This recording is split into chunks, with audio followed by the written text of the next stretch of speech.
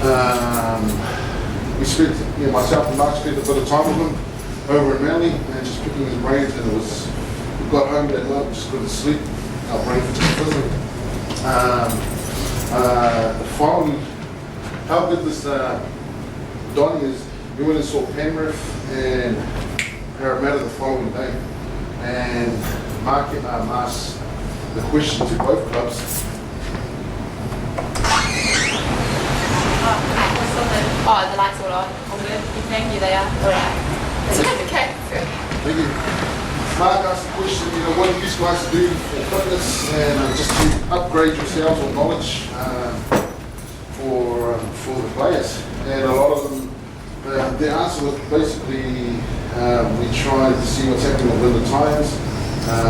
They're big on recovery. If all else fails, we just see what Donny does on the warm-ups and everything else. So this guy is sort of like a mecca within NRL training.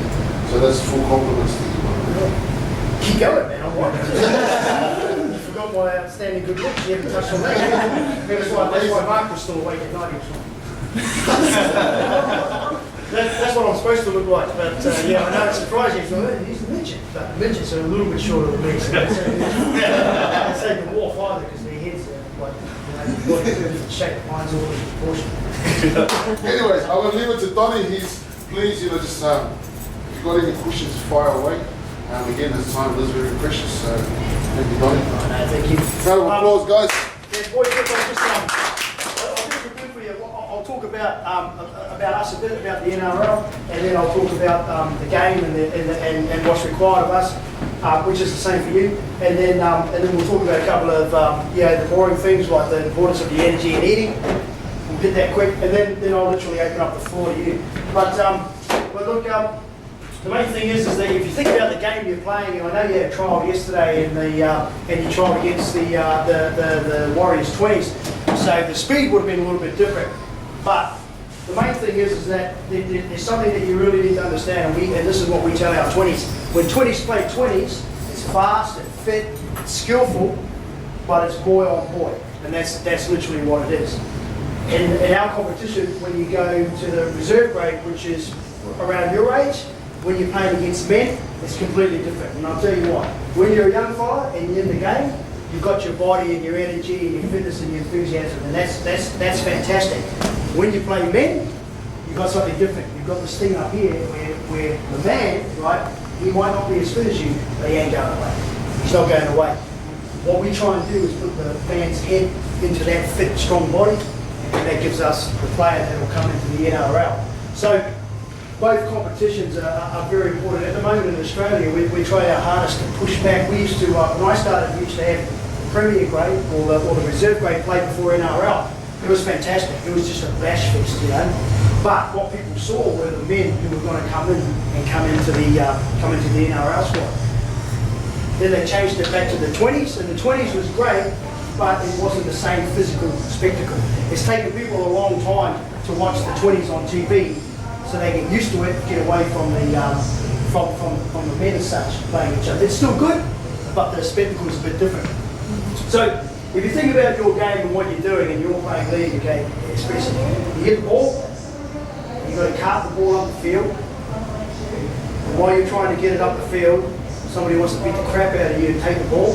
So you've got guys coming at you all the time, right? Then after they bash you and try to get the ball off you, you've got to stop them coming up and getting the ball. So it's very simple. Big bodies, strong bodies, good energy systems. That's what you're all about. Okay, how many of you fellas do your combat type sports, your boxing, your jiu-jitsu, your mixed martial arts, anything like that? Any sports you like? No? Runners? Rugby union? You don't do nothing? Netball? Tennis? We do work on Mondays. Sorry? We do work with the BJJ on Mondays. Yeah, for the grappling and for years we did wrestling, and it was about probably about 2006. And Liz and I were looking at the different ways that we could increase our efficiency and the impact of that, and that's when we switched to jiu-jitsu. And we didn't switch to it for the chicken wings and all that stuff. We switched to jiu-jitsu quite simply because when we wrestled, we used to just dominate. Boom, back, bang, he's on the ground, lock him up, and that was it. The fight was over, get off and start again. When we switched to jiu-jitsu, it was better for our energy systems because once you had him on the deck, he could still take you, guard, or choke you from the bottom. So he was always moving. So it meant you always had to move. And then if you ended up on the bottom, you could still move around. So what it meant was your system, your energy system had to move all the time. And so that's why we're very big on the jiu-jitsu type. Absolutely nothing to do with the holds and the locks or any of that stuff. Everything to do with the fact that you just got to keep moving all the time. Now, let's talk about you guys. So we have our weight training. The only way that you can get strong is the shift stick. That's it.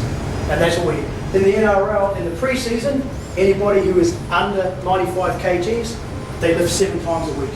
7 in a 5-day week. Anybody who's over that, it sits around about 108 or 106 or so, they're normal. They just do 5. Right? Anybody who's over that, like your T-Rexes when we had him, or your really big boys, some of those guys only lift 3 times a week. And the reason we do that is because it's for what they need. But the guy who's lifting 3 times a week, he's out doing bags, up downs, circuit work, boxing work, treadmill work. He's doing all the other extra things for his system because his body's big enough. We don't need to make him stronger. He's already strong. He's already big, but we've got to make him able to move that body around. And old David Cherry, he's sitting down there. We make him almost eat the weights because he's so he's only a small guy. So we make everything fit in to what that body type needs. If you want to get strong, you have to shift. You have to, okay, to make that body strong. It doesn't have to be. I'm not talking about your size. I'm talking about just your hardness. Okay. Run. You got to run. You got to run. But as we discussed with Mark and Ming when they came over, you don't have to always run long, but you got to run hard.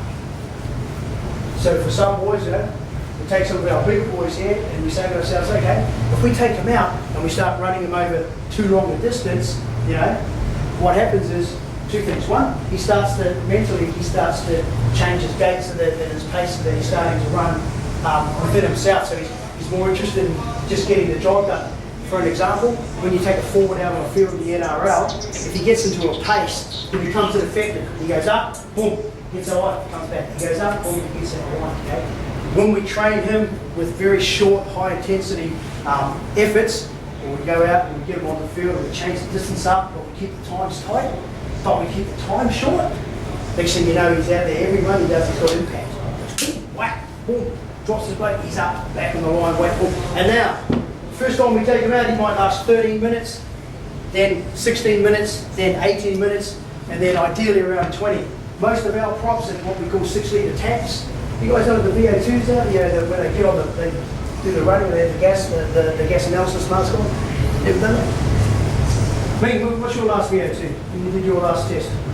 That was 2 years ago. Hey? That was 2 years ago. When you put that thing on, it measures you up. In the NRL, for the big men, 6-litre tank means that you will get 70 minutes out on the field. If we had to push you 70 minutes, that's what we're looking around. Okay, guys like Mac Ballon, the hookers, and the cherries. So for a 6-litre tank, you're looking at around 57, 58 mils. That would be Sam King, Ben Kennedy, a kite. And then when you look at Matty Ballons and that, they're about 64s, 65s. So they're like 40 something on a beat, and then you just get bored. He's out of my running, so you can turn it off. Well, I stand there watching you on that one. Brendan Lawrence, BJ. He's BJ actually for a forward. He won the beat test this year, which was pretty good. He was, he's a big guy, got great leg speed. Drives up the middle of the field. But they all have one thing in common, boys. They have a really good balance. They get all their stuff at home. They get that all in check. Now you guys do it harder because they're professional. They get up in the morning, right? I've done their day. They just rock up. All they've got to do is bring their attitude, and their discipline. They get in there. There's me. There's the physio. There's a high performance guy. There's a power speed coach that I bring in specially just to do all the agility and the.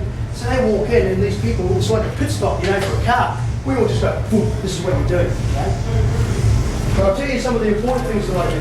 Is I go to work, and the most important thing to do is make sure they eat. So they have these lunch boxes, you know, and in the pre-season, we give them a list of what should be in there. That doesn't, you know, we give them all these options. And I'll tell you what, if you turn up and we say, this is your lunch box, yeah, and they open it up, if that thing's not full, then shit happens. A lot of shit happens. The two reasons. Number one is, the main reason is, you must think you can get through my day eating a freaking muesli bar. And that just gets inside to me. So I'm going to paste you completely. I'm going to hurt you. So that you get up the next morning and say, oh, I'm going to take 2 muesli bars. I think I'm going to need it, right? The second thing is, you actually won't get through the day. Because you just won't have the energy. So, what I relate that to you is this. You guys, you got a tough one. You get up, you go to work. Then, while you're at work, he's thinking of dastardly things to do to you when you finish work. He's thinking of ways to make you run around, you know, exhaust you, deplete your system so that they can refill it, and then you'll be better and stronger than you were the day before. You know what I mean? Your main thing as individuals, all right, you've got a big advantage over us because you've already got what we call the natural attitude. You want to be out there. Here's the big difference. Some of these guys get paid. They want to be there, but after a while it becomes a job to them. And it's fantastic, and it's brilliant. But your competition is because you like going out there, running the ball, making contact, hitting people, running. If you lose together. If you win, it's the best feeling in the world. Right? I remember when we lost the 2007 grand final against Storm, man, my wife just said to me about halfway through the next year, get over it, get out. One of those two. Because that's how, you know, it's devastating. I'm sure you've played in teams where you've lost games. You know? But those are the things that we have to deal with. Next year looks much better for you know? Halfway through the year, she said, yeah, you won 40 nil, get over it. So, here's the thing. When you work, when you get up, when you go to uni, school, your job, even if you're not working, whatever it is, what you need to do is know that when you turn up here and you're ready to train, you've got to be fueled, you've got to be ready to go, you've got to be hydrated. Yeah? And it sounds like, you know, oh, yeah, I know about that. But here's the reality. You just won't move. It'd be like you walk out and you don't put any petrol in your car. Or you put petrol in but you don't put oil. And the lights flashing, yeah, that should be right. Next when you're sitting out there, everyone backed up on you. Yeah. You're looking at your car because it's run out of steam. That's what you've got to be like. So, rule number one is, just like my guys, you've got to prepare your day. Okay? And I know it sounds like an annoying thing. I promise you, when your body feels gassed, man, I'll tell you nothing feels better than that. That's number one. Number two is getting into your routines for your training. Now, you are fortunate because I've got to tell you, I've received, Mark sent me out some stuff. They came out and saw us, and then he sent me this format and programming system for Preseason and for how he envisioned taking you from the start through the year, the periodization through to the end. And he said to me, oh, Donny, can you correct it and look at it and get back to me? And I'll tell you, I didn't get back to him. And the reason I didn't was because there was nothing wrong with it. It was perfect. It was exactly how it should be done. So you're very fortunate in that you have people who know what they're doing around you. That's another big thing. All right? And the third thing is that skill set. You know, when you get out there and do your skills, do you mix your skills with your fitness, or do you isolate them? So you mix them together, and that's, especially for the reserve grade players, for the guys who work all day or the guys who aren't doing it professionally, it's essential, which you guys have done, is to get that ball in the hand. Because fitness is great, fitness is that, but fitness can also be that thing that turns you off. Me, I can isolate anaerobic, phosphate, lactate. I can do all that because the boys still get an hour and a half of shifting the ball. They're always getting variations. You guys, fortunately, they mix the fitness together, so you're just up-tempoing, changing your formats, changing the size of the field, changing the games, putting 2 balls in, whatever it is, and you're always moving. Okay? You're always moving and shit. Tell me, how many of you got? How many sort of minutes did we play yesterday when we did the trial match? Sort of. 20 minutes. Roughly about 40 minutes. About 40 minutes. Yeah. So how did that feel? Anybody got any feedback on that? Was the speed much different? Was the physicality different? Fast. Yeah. Well, what about when you made contact? Was that much different from that? from your other games? When you actually drilled someone, or you were getting tackled, they feel, did their speed, match their impact, or were you able to put as much impact into your combat? Because those two things, when you marry those two things together, that's when you really get your success. We boast probably one of the harder hitting sides, but we're not one of the biggest sides. But what we do is, your Watmos and your Glenn Stewarts, up the middle, your Kingies. Jamie Lyon, Jamie Lyon's a really deceiving player because we call him dog spotting, because when he takes his shirt off, he's like, what are you doing? What do you play? Because it's not, he's got Man of Steel, 2 premierships, State of Origin, played for Australia, and won a premiership in the Super League. He takes his shirt off, looks like he just walked out of Macca's. But what he has is, he has this incredible physiology. He's just naturally strong. He's a mole, Just when he picks things up, like in the gym, you put him on a standard, a generic lift like a bench press or something. Yeah, you think it's this. He's got his wife's arms, well, not his wife's arms. I don't mean that.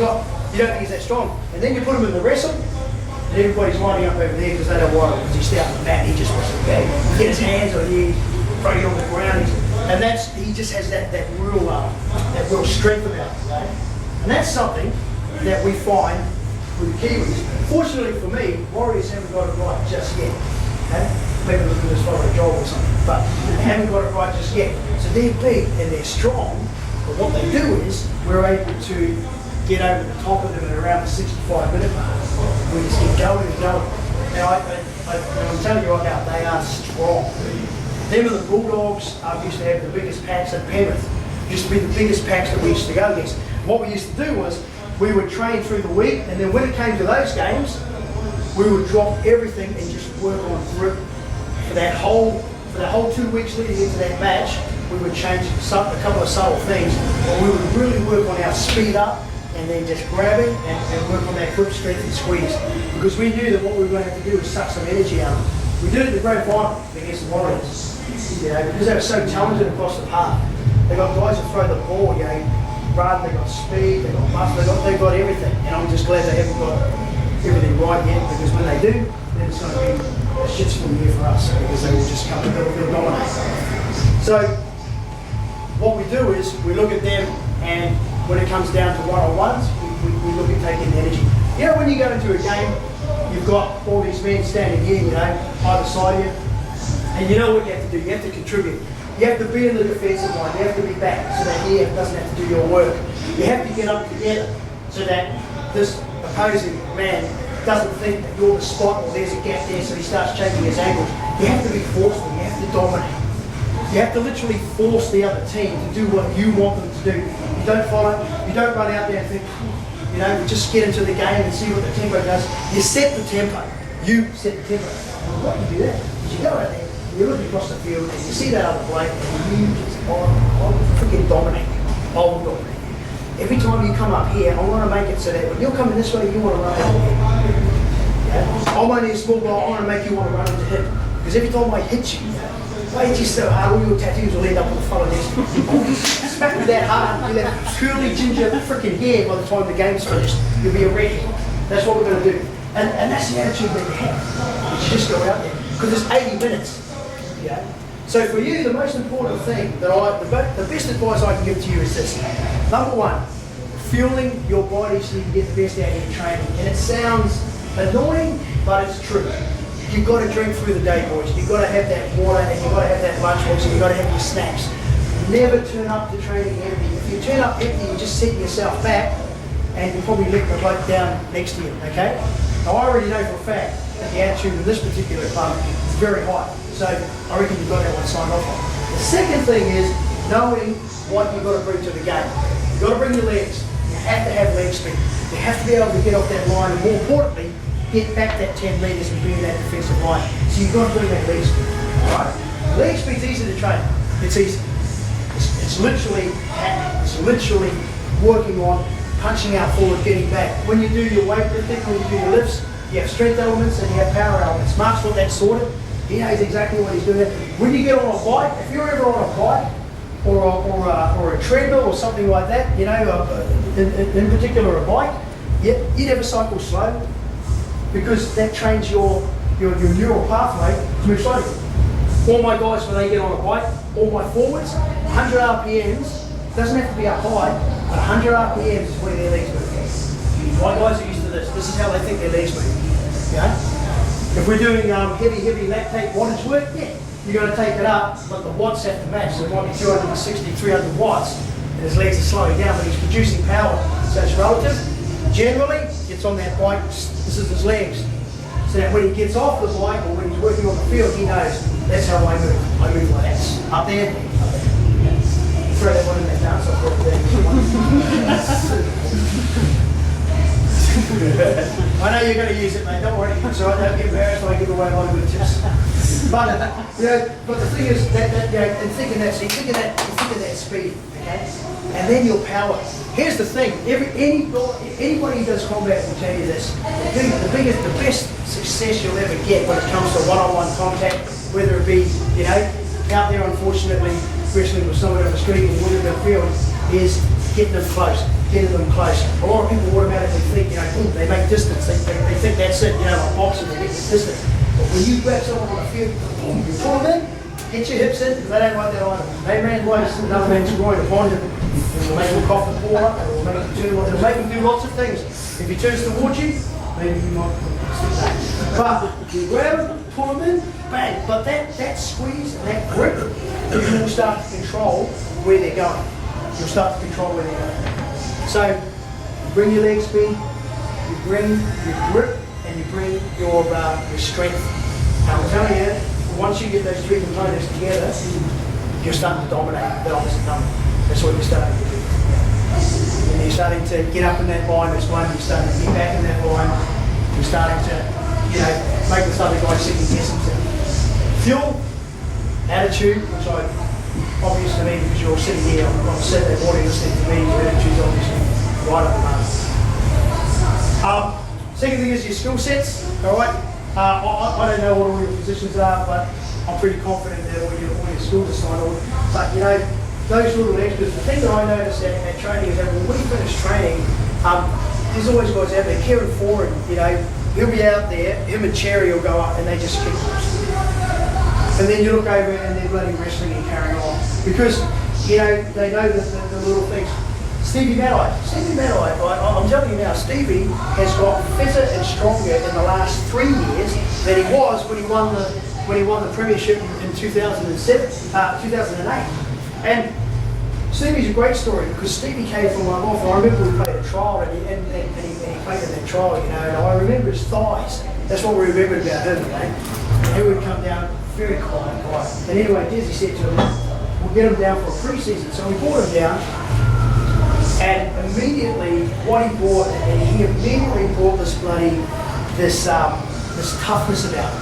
And you just knew that wherever he went, he was there and he was going to do the business. And you knew it. You know? And he was such a quiet, lovely bloke. But you just knew as soon as you got on that field, you know, the funniest thing was, I remember Chop, because Chop was always a really, I've trained Chop since he was 16, when he was in juniors, you know. And then, you know, now he's nearly 30. But he was always a really boisterous sort of, you know, come from a pretty tough background. But I'll never forget going out to train there, you know, Stevie's at one end, Chop's down the other, you know. Stevie's a new boy, he's sort of dreaded up, you know, he's doing this thing, you know, Chop can't help himself, you know, Chop's doing it like this. But there was one stage there where these two sort of locked off, and I just thought, Stevie's going to eat you. Stevie, he's going to get up and eat you in a minute. Well, you know what? They had this moment, and they've been the best mates ever since.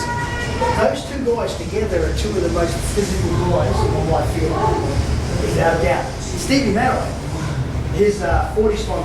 We just did the Wingate Power, which is it's quite a funny test. Anyone know the Wingate? You know the Wingate smart? Yeah. What they do is they get on this bike, right? And it's funny because when we write the test down, we say we're going to do the test and then we're going to give you 4 hours off or 3 hours off, and they sort of think, you don't even have that long for a VO2, but yeah. Then they see the test, and the test is a 10-second sprint on the bike, and then a 2-minute rest, and then a 30-second sprint on the watt bike. And they think, it's 40 freaking seconds, and you give me 4 hours off. When we first ran the test, I remember Wolfman did it. Yeah, he did the test first, and he was gone. He vomited. You know, when you've got all these guys in lab coats standing around, you've got me and Des, you know, we're all just on this bike like this, just going like that. Everyone's fucking go, and it's a complete depletion. You know, so I go, yeah, mountains. Can we do the mountains? So do you do how do you do your mountains? Do you do them 6 or 3s, or how do you do your 3s? And you do them in, do you put a time on?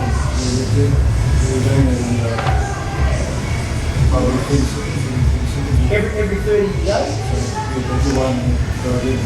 Every 30, yeah. Man, that's tough if you're doing that. If you're going 3 and 30 off, he's an asshole. That's good. That's real good, man.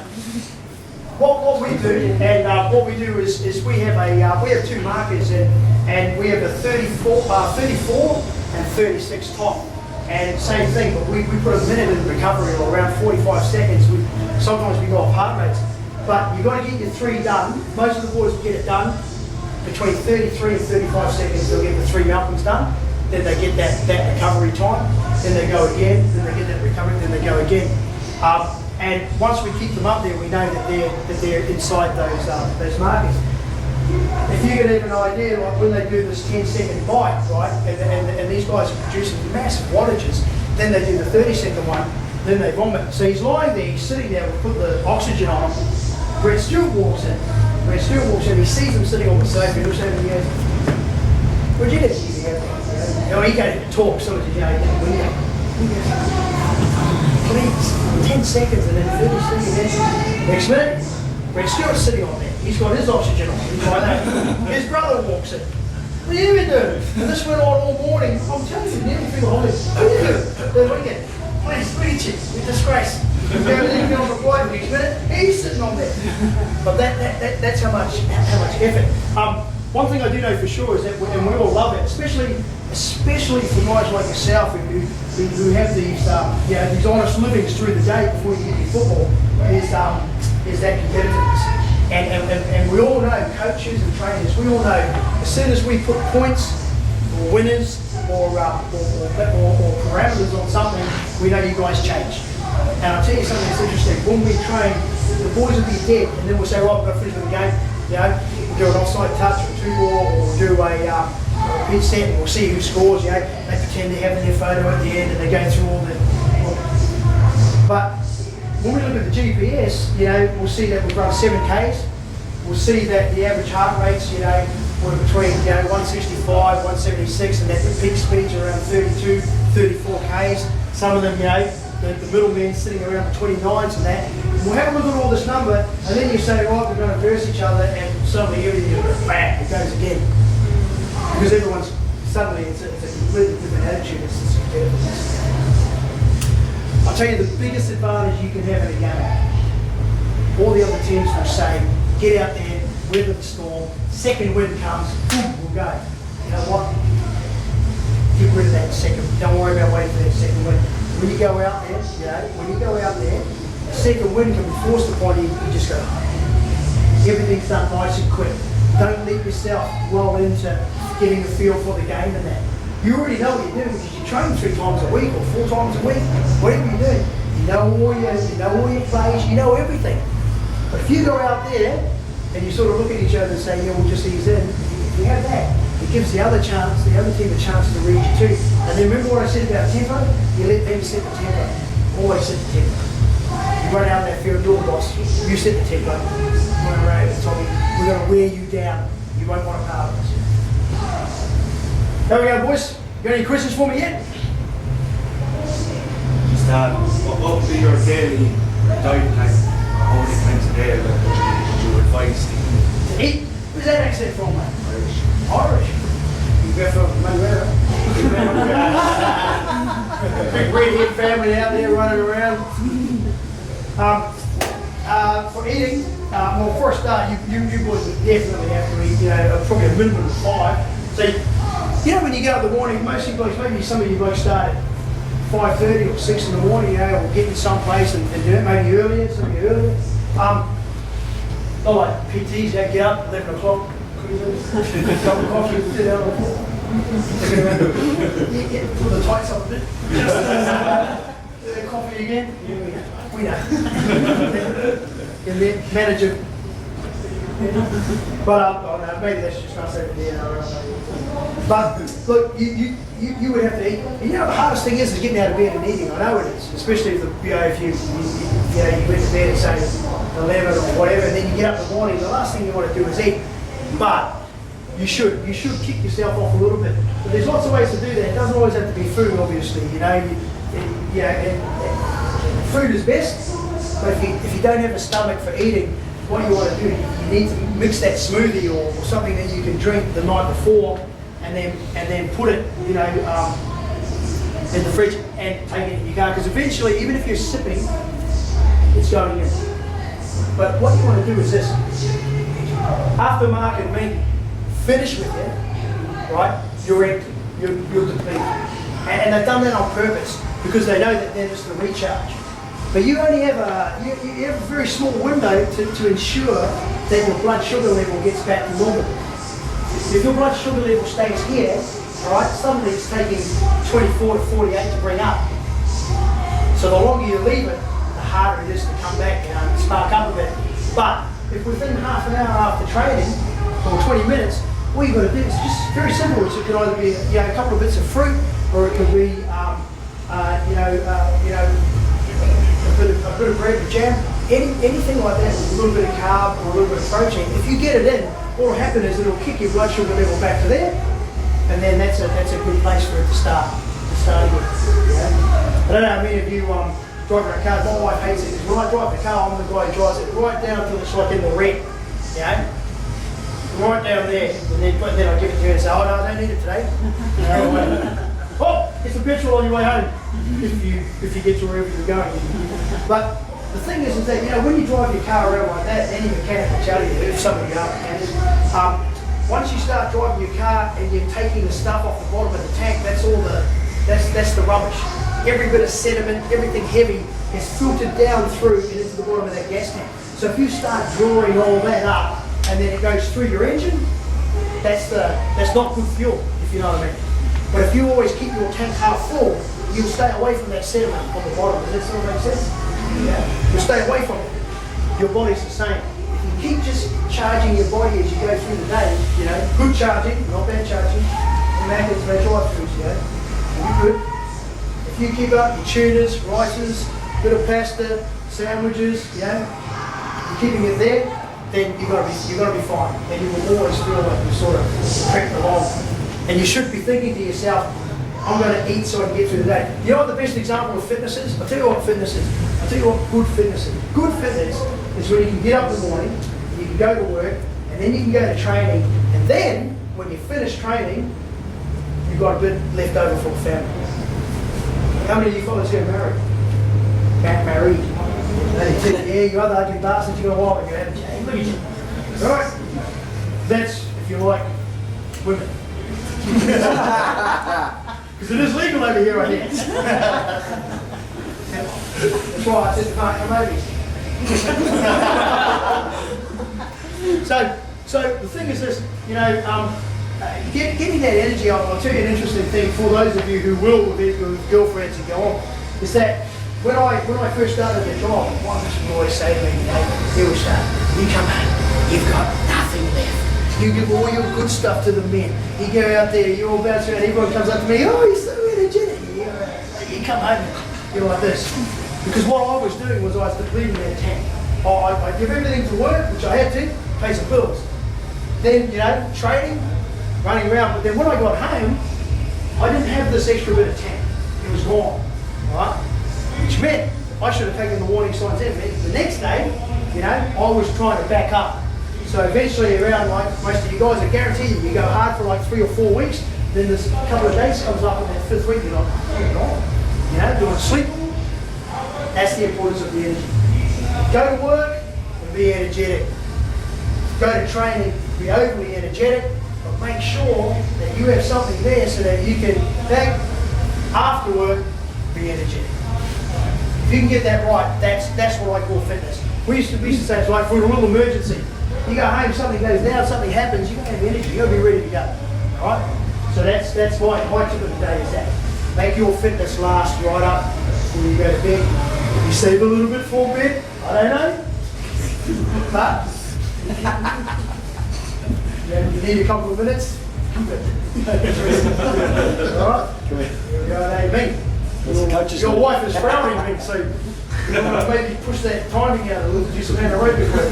Instead you can make 5. But that's the good thing is to get that. So the answer to your question is you need to be at least time. You need to be having something. If it's breakfast, and okay, look, if you're not going to eat first thing in the morning, you do need to eat before. If you've been up running around for 2 hours, yeah, you got to eat. You have to eat for that 2 hours. Whatever it is, milkshake, and don't forget, the simple things are good too. It doesn't have to be proteins and high foods. You're talking, even complains or sustagens, things like that. Something just to kick you along. It doesn't have to be a couple of bits of fruit, and that's fine. Then you've got to have your breakfast, right? Then you've got to have your morning tea or such, or whatever that is, or as Ming says, small lunch. He still says that. Small lunch? No, I don't know if Ming knows what small lunch is. Small lunch. Then you have your lunch. Then you got to have another snack somewhere, and then you got to have your dinner. That's how it is. That's what makes you work. If you're not doing that, then you're not putting enough in, so you can go and do the business. Here's the other thing that shocks a lot of guys. If you can play football and you can move the ball, if you have the skills to shift the ball, I'm telling you, anybody who has the skills, and I know age can be a factor, so we won't lie there, but if you have the skills to shift the ball left and right, make your tackles, if you have all your elements of your game, then the only difference between you and NRL is your capacity to last 80 minutes or stay up with the speed of the game. The only thing that makes the difference is the pure fitness and physical ability of you to stay in the game. When we are in the NRL, we say we play the game set by set, minute by minute. The difference between champion teams and non-champion teams is the amount of individuals who can focus for every set, for every minute. Like us right now, we've got a few young guys, and as you know, we lost Joe Nullvale, outstanding prop, solid of the earth and rock solid. We lost Kite. Okay, he was getting a little bit old, but still, he's a 70-minute player. Stays in every set. Okay, we lost Big Georgie Rose. He could only play a short time, but devastating in his time. Big man, great agility. So we lost 3 very experienced props, and between them, especially with Joe, you're talking, 30 years. They're all in there, hundreds and hundreds of games. Now we've got young guys, and they're fit. And they're strong, and they've got these big 6-litre tanks. What we need to find out now is how long can he stay in the game? Can he go set by set? Can he keep us focused? Starling, we did the trial. Starling, yes. The other 3 guys, you could see just in some sets around the 13-minute mark, they start to switch off, they start to wane, and then you've got to go out there and go on and shoot, give them a whack, and then they come back into it. The difference between winning games and losing games is the individual's capacity to stay in the game. And if you want mental toughness, and if you want, mental focus, you've got to be fit and you've got to be strong. It can never be underestimated. When I came into the job, I was actually in Japan with rugby union, and before that, I was with ice hockey, Australian tennis, and I was with the Waratahs back in '92 when it was the Super 10. And that's the thing that I've noticed about all those sports that I've worked with in all those countries is that you meet these particular individuals, and Jamie Lyons, one of the best. They just stay in it, caring for it, stays in it. Doesn't matter when you run out, doesn't matter what minute of the game is. The guy is on, he's on and ready to go. Right? Keep your fitness up, keep your body fueled, give yourself every opportunity. Playing for each other is not an issue. You know what? That's just freaking Kiwi thing. That's an Irish thing. Except when the English bastards join in the one, we know you don't mind. The Scots will do it. I'll send break up. You know, but you know, that's the whole thing. And like, you know, I've spoken to some of the boys. They really enjoyed coming out to visit you boys the other day. Okay? And I'll tell you what's really good is that obviously the way you received them made them relax, because NRL players don't go out and dance around with their teams they're visiting, yes? Yeah. Next thing you know, they're putting dresses on, put lipstick on. But the thing is this, you know, that whole attitude, I like to think that's something that our club has, and it did actually start with Des, and it carries on with Jeff, and it's a real humble thing. You know, these guys are legends, and they have you know origins and captaincies and Australians, and they're all famous in that. But you know what? When they get down to it, they're just really decent people, and that rubs off on the players. I promise you, if Jamie Lyon or the stewards or Watmo or any of them are here, they're all the same. And Stevie, they're all the same. Because we encourage that. You know? I'm probably the only one who's got a big ego because I'm the shortest. I'm short and I'm black. I'm their worst freaking nightmare. I tell you, the big white guys come down there and say, oh, fuck. You look at him. He's standing on a box. I previously had a tailor-made whistles, now that big. Well, you know. But that's one thing I like, and you know, that's something about the club that I'm really proud of. And Desi was always like that. But when we first came in, I've got to tell you, when we first came in to the club, we were real novices. We took over in 2003, pre-season, Des and I. And we just beat the crap. And you know, we didn't use sports science. We were just two guys, both very, very high on fitness.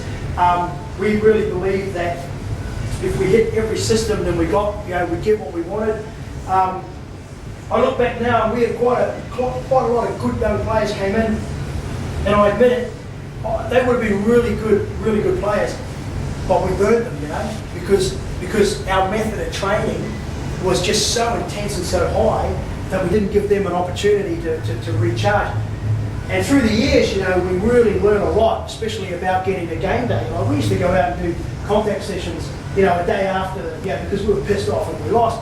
And then eventually, as we went along, you know, we started realizing, oh, hold on, if we let them recharge, then we can get them again. If we train them fresh, then we can teach them things, and then we can push them up so that their fitness comes. And then, even better, if we leave them alone just before a game or 2 days from a game and don't put big bits of volume into them, they might just have a lot more energy in the game, and all those things were right. The good thing for us is that every NRL team was doing the same thing. We all sort of came through together. And I will say, and it sounds a bit egotistical, but the Storm and us, we got first. And we literally were able to design our periodisation so that recovery was a bigger aspect. And then we started shortening our sessions by making them really intense. We put a lot of mixed conditioning and skills in, and we really found that some of the men were starting to get to the games, and they were pumping, and they were good to go, and they were playing for 80 minutes. Recovery sessions, you know, after matches. I know you probably contain them, Mike. You contain them for recovery. The boys the next day. Yes, I was able to do a warm down, and straight after the game last year, we go straight to the course. Straight to the course, yeah, and that's exactly what we did. What we used to do was get them up in the mornings. That was more so when we had a young team, because we didn't want them to go out and get on the juice. You know? Now things have changed, and you're still going to get that. You're always going to get that, but they're a lot more educated now. So now we do all our recovery on the night of the game, so that they sleep, because sleep's the biggest thing. And that's another thing that you guys, you know, you're all young men, and you're all very energetic, and you all like doing those things. And when your 2 minutes is up, the night when you're in bed, go to sleep, you know. And because sleep was our single most. Don't go to sleep before your 2 minutes starts, mate. But we realised that sleep was a really big part of it, and so we took away these really early mornings from them, you know. And but we also have a zero alcohol policy, so if we need you for something and you blow it, you're over. It's pretty short. So yeah, look. You've been very gracious. You've sat there and listened to me rattle on for probably an hour or so. Have a moment. If you have got any questions, even about the NRL or about individuals or about anything like that, by all means, you know, have a couple of minutes and then ask me. And other than that, I don't think there's much. Is there anything you want me to touch on there? Well, just the individual responsibility. Like for us, we're going to get them 2 to 3 times a week or 3 times a week. Just trying to hone into them that they're not going to get through too much. Yeah.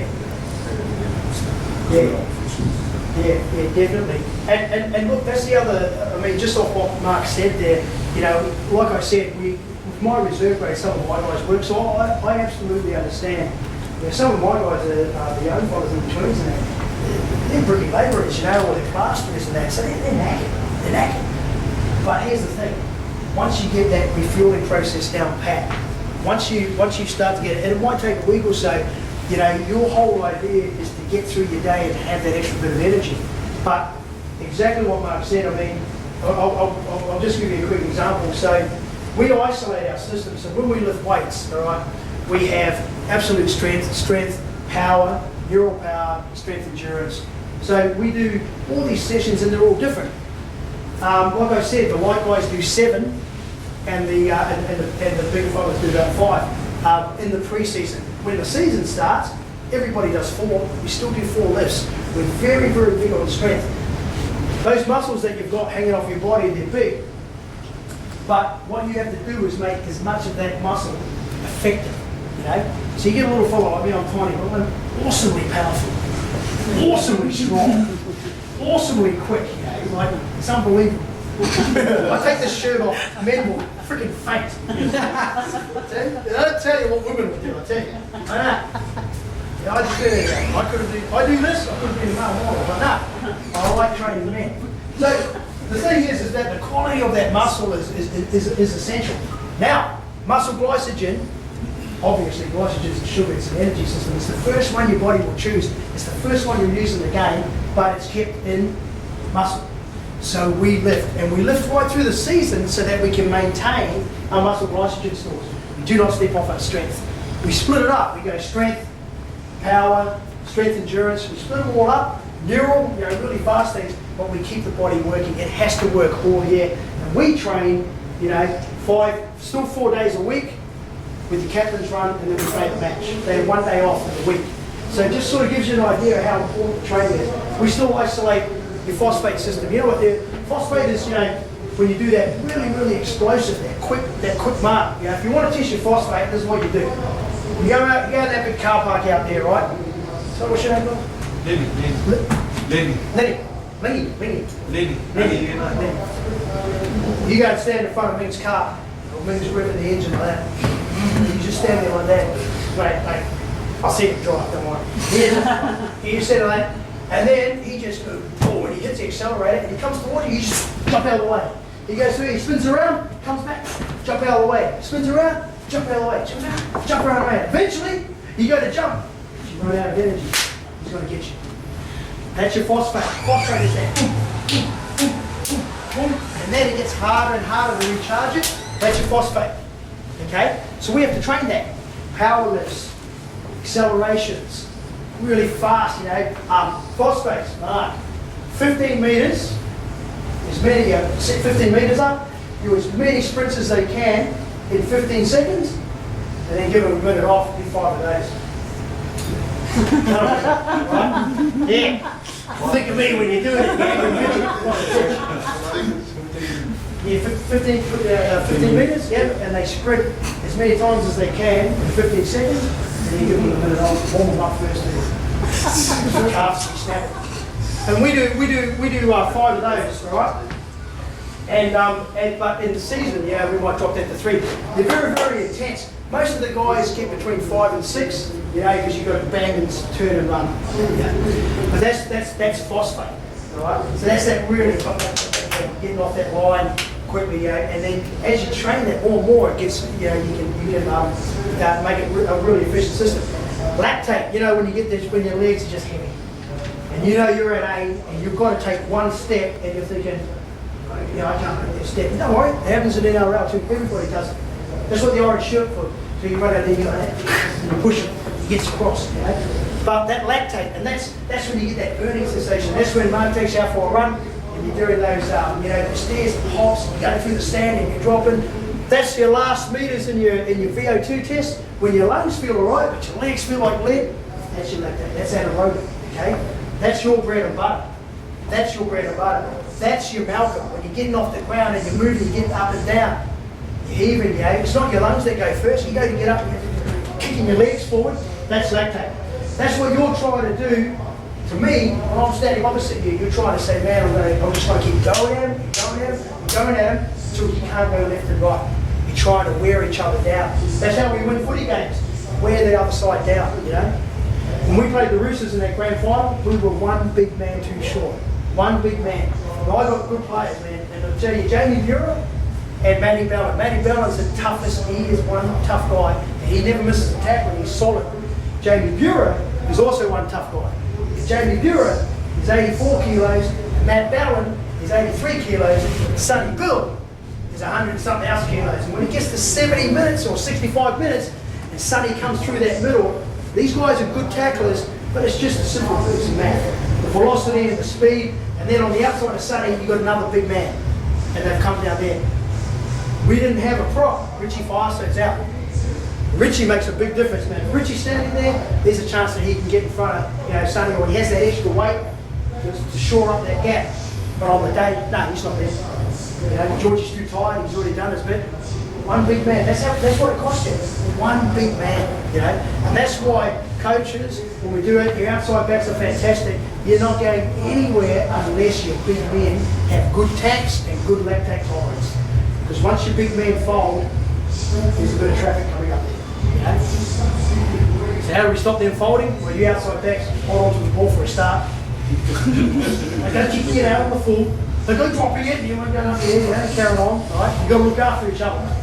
So all those energy systems, you bring it around, we still train them. In the pre-season, we start 8 in the morning, finish around 3:30 or 4 o'clock. We have 1 hour for lunch, and it's a whole hour so that they can recharge.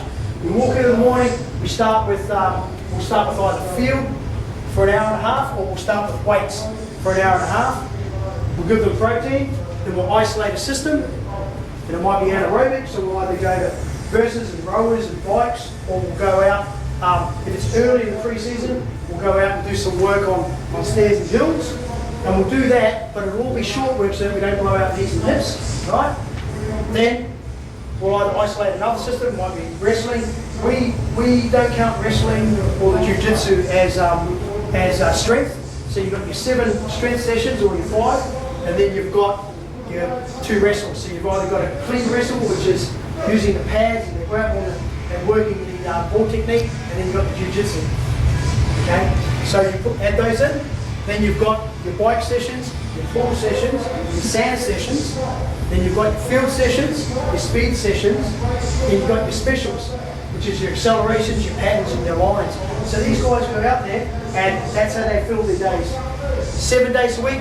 If you upset me or the coach during those 5 days, you're back in Saturday morning, and we take you somewhere nasty. You're going to take a torch, man, because you'll find your way around when you're in there. It's horrible. We take you there, real dark place, and then work you over there. All right. We're even more annoyed because it means we got to go. Instead of more than my wife's first you give me 2 minutes last night, now you're going off this morning. But the thing is that's what you got to do. That's what, and we do that all the way up until last week. And then we started tapering out because we had a trial. Then we bring the boys over for the 9s. The other boys, that's why I flew in late, because I had trained them yesterday and the day before, because they don't get any time off. And then on Monday, they'll train in the afternoon when we fly back, and everybody's ready for power. So it's just a really, really heavy workload, But when the season comes, everything shortens up. Everything stays intense, and this, I think this is what Mark's getting at. When your season starts, you've got the game, and the game takes a lot out of you. Remember we said phosphate, anaerobic, lactate, aerobic, power, muscular endurance, absolute strength. Every single one of those systems, those energy systems in your body gets depleted in the game. Every single one of them. Because you're using everything to play. So then you've got to recover for your next session, your next training session, then get ready for the next game. And that's how we do it. So what will happen is, you're going to turn up at training, and your session might not be, you might not do as many things as you did, but it's going to be intense, it's going to be sharp, it's going to be bang on. When you go and lift your weights, you know, you're going to get to your loads a lot quicker. And that's so that you can have more time to recover, but you've got to do the work first. You can't recover off nothing. And that's what I say to my boys. If you boys want to do, you know, if you want to come out here with me and get a speed session done, you know, in 45 minutes, man, you better be ready to work. Otherwise, we have to put volume back in. And that's what they do. They come out and just go quality. So think about things like that. Number one, the biggest thing I want you to walk away from here today is that refueling. It'll make a massive difference to you and the people around you. Okay? Because don't forget, outside the box, you're still working for someone. You still got to have all your smarts about that. If that balance gets out, your football balance gets out. You start bringing the coaches in saying, "Man, I've got to work late. I've got to do this. I've got to do that." Why? Because you might be pulling behind. You know, so things are starting to get on top of you. Stay energetic. Stay on top of everything. By the time you get to training, man, you're ready to go. And even better, you get to the game. And remember what I said about NRL, man. NRL, the difference between NRL is this mental focus, staying in the game for 80 minutes and set by set, and your pure physical capability. But your skills and your ability to put your body where it needs to be will be it's the same. It's the same. And that's my last point. How do we train our men? It's really simple. Jeff says to me, this is how we play the game. This is where this man has to be. When I run a drill or I do anything, when I blow the whistle and we stop, if you're standing there but you're supposed to be there, then it's pretty obvious. You're supposed to be here. You're 3 meters out. That's a big difference. But if you're standing here where you're supposed to be, I'm out of here. I step back. All right, Chappies? Thanks once again for sitting there so graciously and listening to all that. And if you've got any questions, just fire away. Take a minute. I think it's one more faster instead of like an extra game. Yeah. The second win comes, right, after you deplete, after you start getting to a semi-depleted state. I'll give you an example. I was just talking to Ming about the sevens. The Australian sevens, they train in the same facility as us.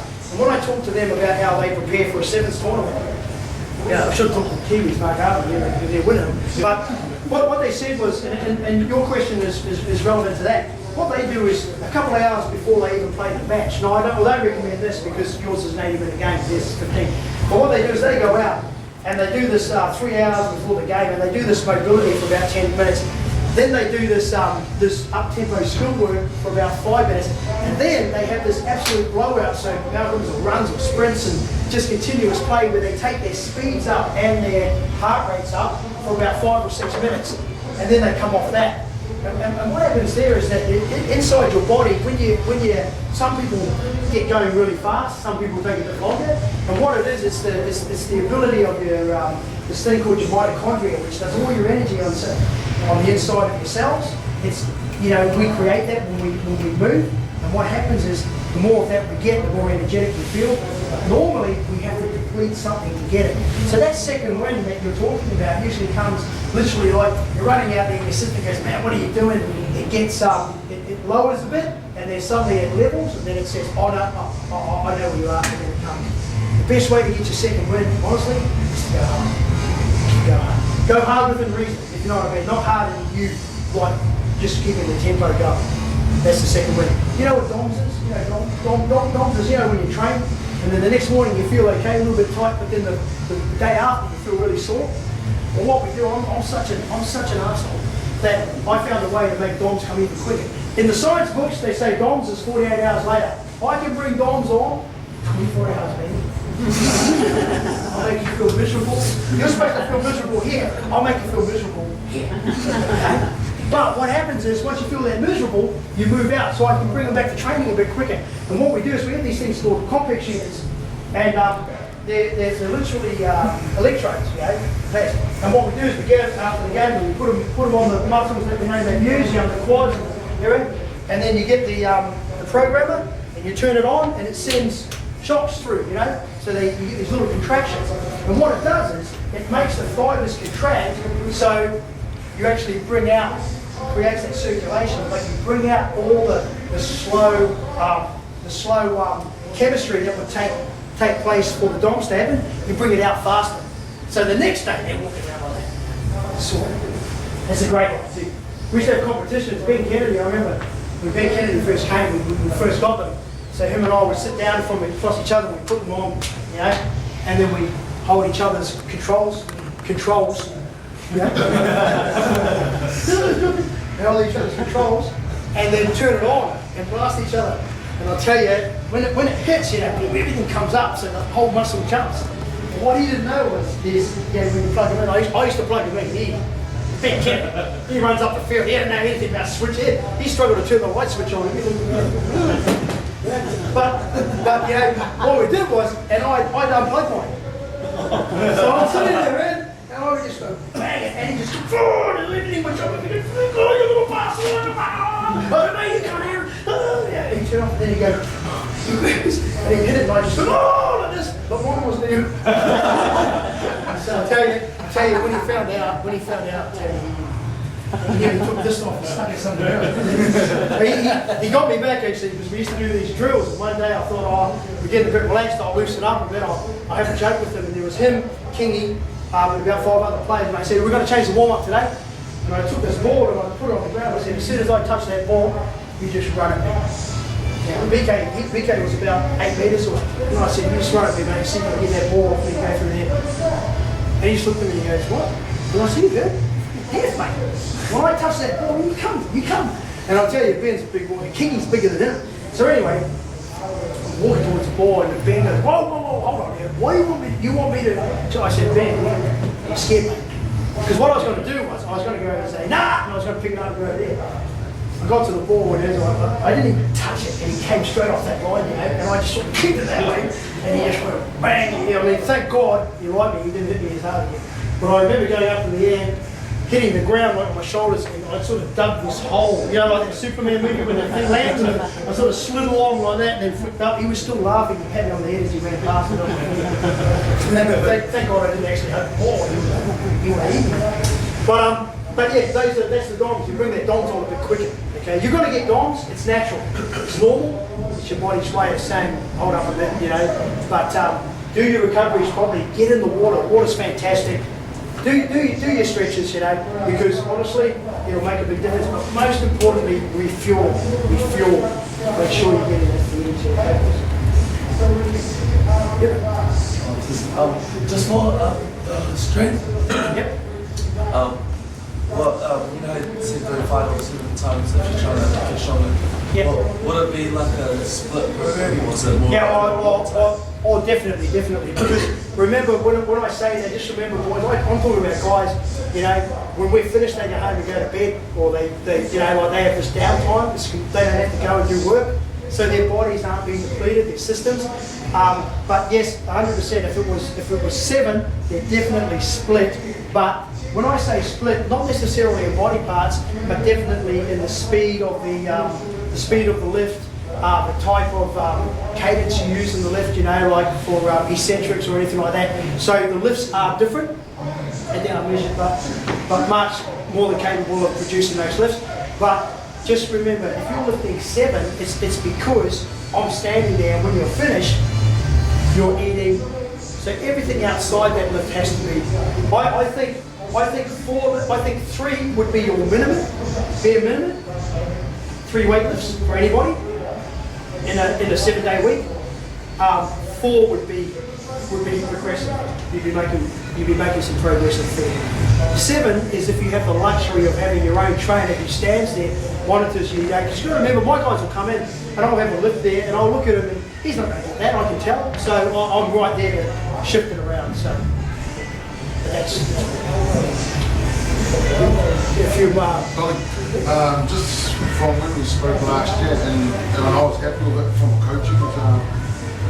He just reconfirmed what I thought. I was just going on gut thinking what I feel the players should be playing. Like I said, my expectation from my props is at least 40 to 50 minutes maximum. Even 50 maybe a bit too long. Yeah. So rather than go out for 20 minutes. Now, 100%. always be effective, you know, because I'll tell you what, you know, when we do drills or Malcolms, like, if we, you know, I was telling you we did our Malcolms in the 34s and that, when we do that, if they get the first 3 sets and every single man's in that time, then we usually drop the next 2. And the reason we do that is because it's our belief that if you can produce that much energy and power, 9 out of 10, you've created a mistake on the other side. If the line's coming at you like that hard, you know, and that effective and all together, then there's a really good chance that the other team is either drop the ball or you're forced them to kick early. So we reward them for that. And it's like when we do drills, we don't ever walk a trainer unless we run a particular play, speed line, outside backs, whatever, and they score a try. That's the only time in a game you're going to walk is when you're walking back from that set up. So what we have is when we train, we encourage that movement. We say, you know, when we're going somewhere, you don't have to run there fast, but we all move as a group. So we go bump. Coach looks at me and goes, drink break. Oh, brother, you've got 2 minutes. They're jogging and they get it. But this is getting back to what Ming's saying about getting the most efficient and effective work out of your time. So, you know, some guys used to get on the field and they used to say, you know, I'd go out and say, you're up, you're off, you know, and they'd look at me and they'd say to me, oh no, I feel fine. Yeah, but you're not doing anything. You're sort of just coming up, coming back. You're not, you know. I would rather, Jeff would say to me, get so-so off because he's killing it, but he's knackered, and I want him back on at the end of the second half. So we can see when guys are competing. In the NRL, I think I'm one of the few orange shirts, but my specialty, most of the others are physios or whatever, and I'm the strength and conditioning coach.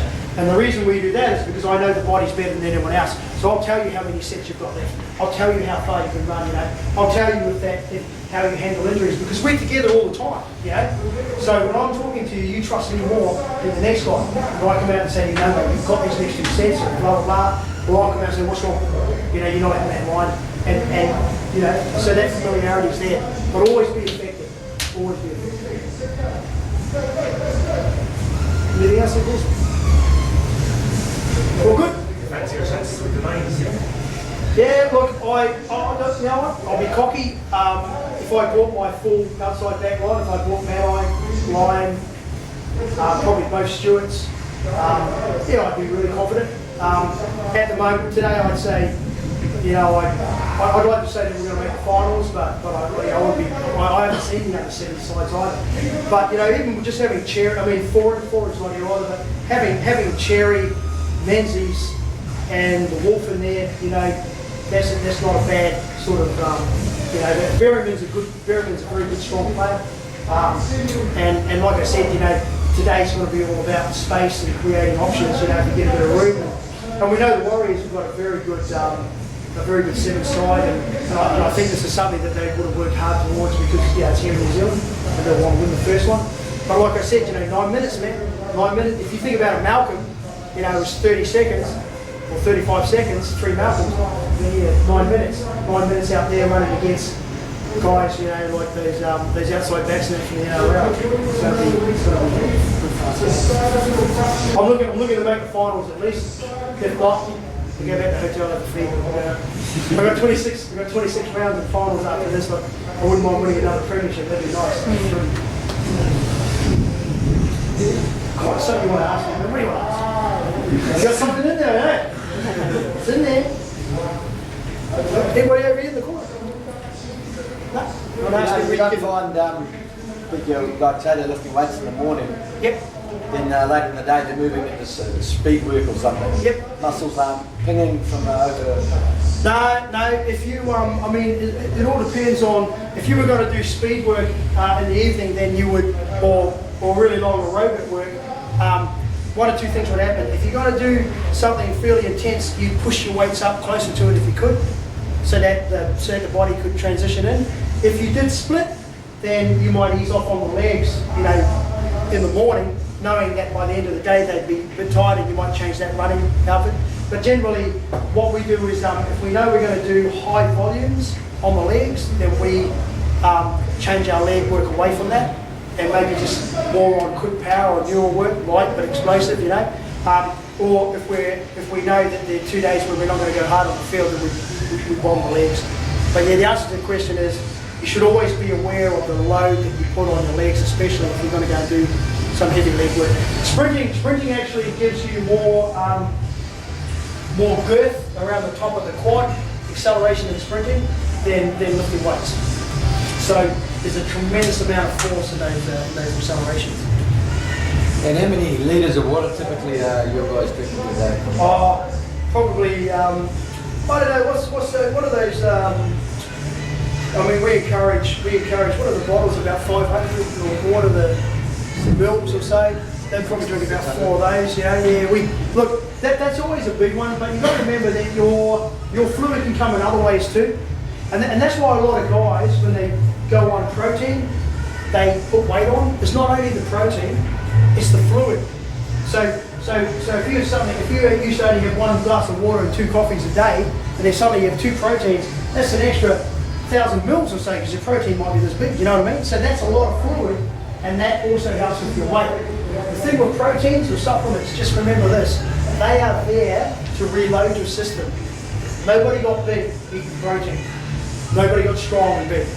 What that does, the reason we use protein is so that they can recharge, they can repair, and then we can hit them just as hard somewhere else the next day.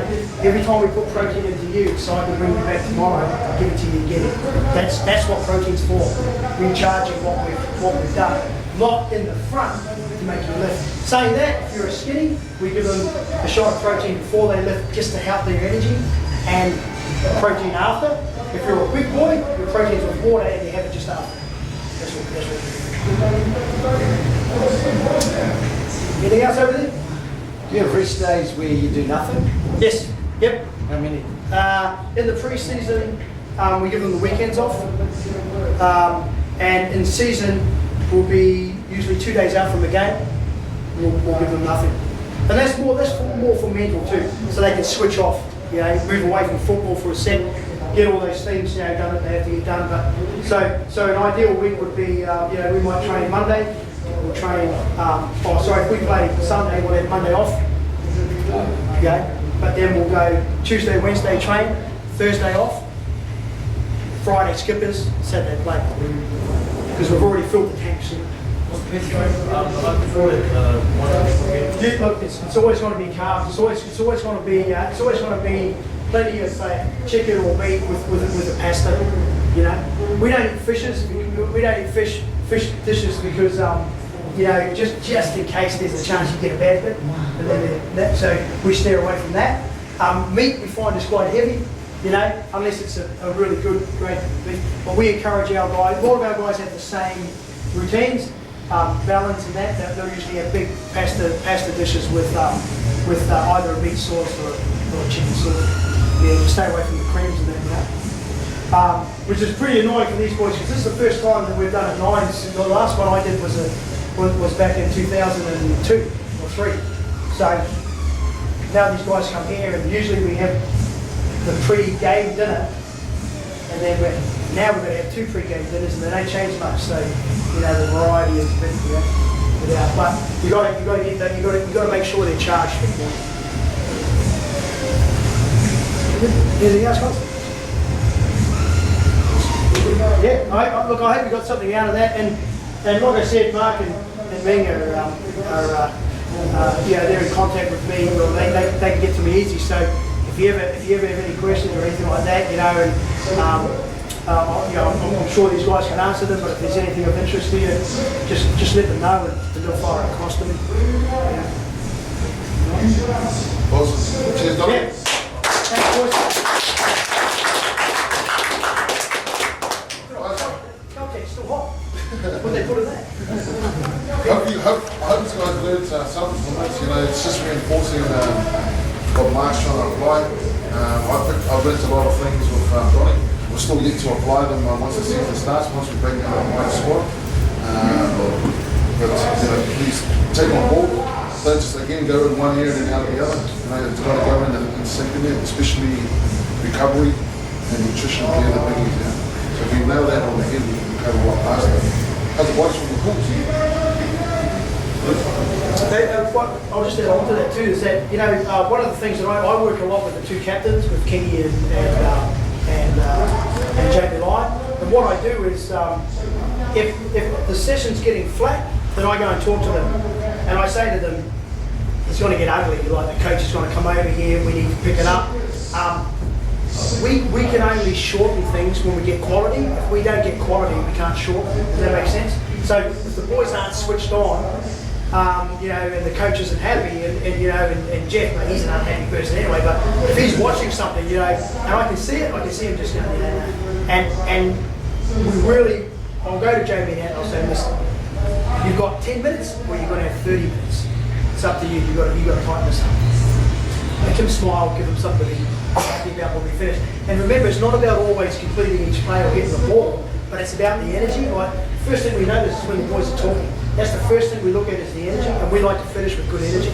So I will always encourage these guys to shorten things, but I will always stand by. If you're not getting it, you can't shorten it.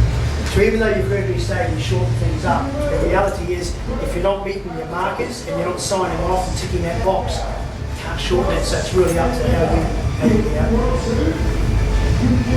Just so they don't come to you and say, oh, I shouldn't do it. I think it was last week, Thursday. We were meant to have a good skill session, but the energy wasn't there. So now we start off at 5:30. So we took 2 hours because the energy just wasn't there. Because nobody wants to finish with it. And then the longer that energy gets depleted, the more pissed off you got to get. And then he gets angry. You don't want to see an angry one of that. An angry one of these is bad enough. Angry midget. Imagine that. Angry horse. Tell you, hey, go Good Friday. Well, take a photo of you done before we shoot off. Oh, We'll take it like that. What? Let's go.